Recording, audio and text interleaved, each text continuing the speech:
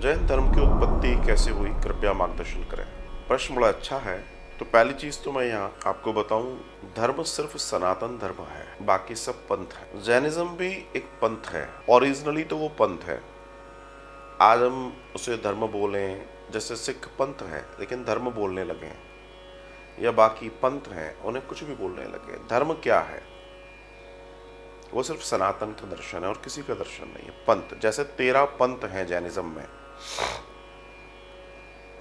इसके दो दर्शन हैं, एक दिगंबर श्वेतांबर। और जैन धर्म कोई बाहर से नहीं आया। जो सनातन के कुछ दर्शन है, उन दर्शनों का एक हिस्सा अपनाकर अपने जीवन को, अपनी चर्या को उस अनुसार ढालकर जीवन जीने वाला पंथ जैनिज्म है, जैन धर्म है आपकी भाषा में। वैसे ये 13 पंथी है, जो जैन भाई बहन है वो जानते हैं।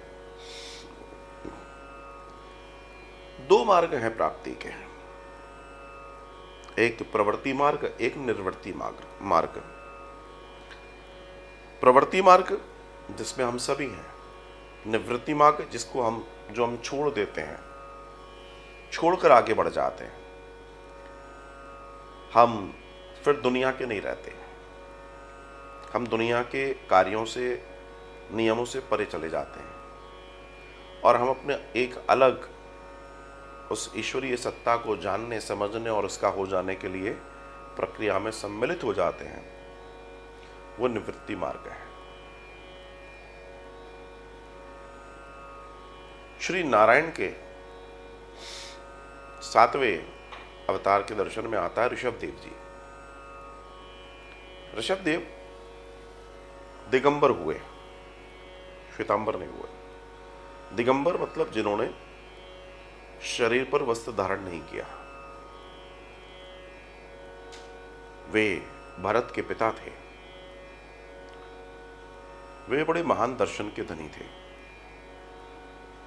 उन्होंने ईश्वर को अपने तरीके से पाने की चेष्टा की। यहां तक कि दर्शन आता है कि जब उन्होंने सत्ताओं को छोड़ दिया, शासन को छोड़ दिया, तो शासन को छोड़ देने के बाद वे वन में तप के लिए चले गए। लेकिन उनका तप इतना जबरदस्त था कि उनके तप के वजह से लोग ग्रामों से उस जंगल में जाने लगे उन्हें देखने के लिए। तो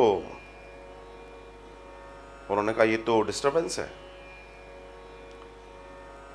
तो उन्होंने वहां पर बहुत सारे पत्थर, कांटे और आदि इत्यादि लगा दिए और उन्होंने ये विचार किया कि इससे लोग आना बंद कर देंगे, क्योंकि रास्ते में बहुत कांटे वाटे डाल दिए। लेकिन उनका तेज और उनकी दिव्यता देखने के लिए लोग उन कांटों को हटाने लगे, उन पत्थरों को हटाने लगे और उन्हें देखना चाहते थे। तब ऋषभदेव जी का दर्शन आता है कि उन्होंने शौच करने जाते थे, जैसे तप कर रहे हैं, तप किया, उसके बाद शौच के नियम हैं। तो उन्होंने शौच करने जो अलग क्षेत्र में जाते थे, शौच क्षेत्र में जाते थे, दर्शन आता है कि जहां वो समाधि में बैठते थे वहीं आसपास वो शौच करते थे, ताकि गंदगी के वजह से, स्मेल के वजह से लोग मुझ तक ना आए। मतलब आप सोचिए तप का लेवल देखिए, क्योंकि वो इस लेवल पे है, ना उनको सुगंध से कोई मतलब है, ना उसको गंध से कोई मतलब है, ना दुर्गंध से कोई मतलब है। वो एक अलग विधा में जाने वाले हैं। वे दिगंबर हुए और दिगंबर होकर उन्होंने प्राप्ति की। और उनके पीछे ये जो पंथ है ये बनता गया और इसमें फिर 13 पंथ बने, इसलिए 13 पंथी कहलाता है। एक नहीं, 13 पंथ। जैनिज्म में भी 13 पंथ हैं, ध्यान रखिएगा।